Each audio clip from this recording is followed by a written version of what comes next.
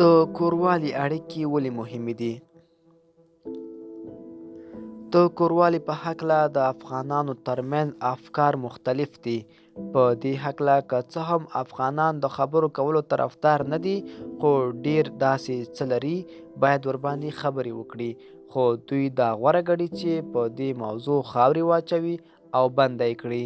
مګر که په دې کار ستونزه حل کېدای، نن به موږ هیڅ ستونزه نه درلوده. موږ انسانان یو او په داسې یوه ټولنه کې اوسو چې د خپل مخالف جنس یعنې ښځینه‌و سره څنګ په څنګ یو. اوس خو د څنګ نه هم نږدې یو. په اوس وخت کې ډیر افغانان مطلق انټرنټ ته لاسرسی لري او خواسته یا ناخواسته فلمونه، سندرې او یو ډول ښځینه ویني.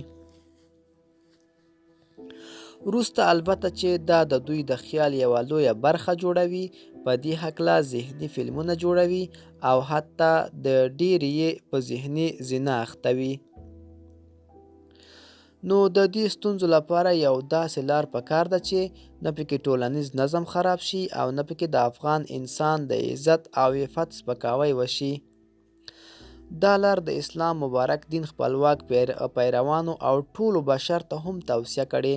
په دې هکله تر ټولو معقوله لار بدون له شکه چې واده دی.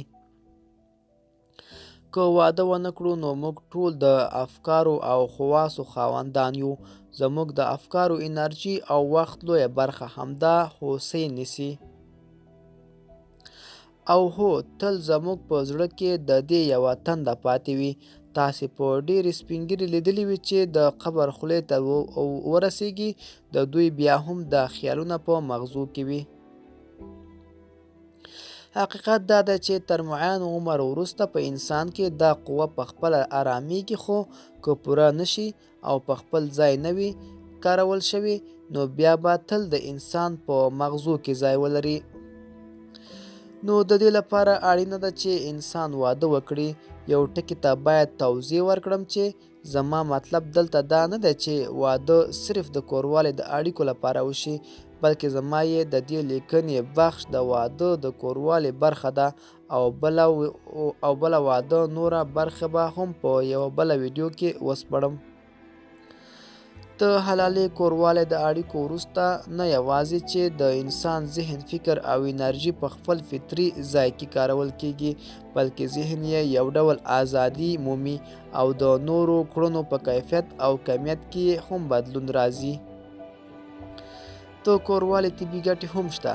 البته د زړه روغتیا لپاره او د مغز ښه فعالیت لپاره ډېرې زیاتې ګټې لري، خو د دې ټولو ترڅنګ د کوروالي لویه اړتیا د انسان د دې قوي خواهش پوره کول او انسان ته د نوي نور ژوند د کړنو لپاره یو ښه روحي حالت ورکول او د اړتیا د فشار څخه خلاصېدل دي.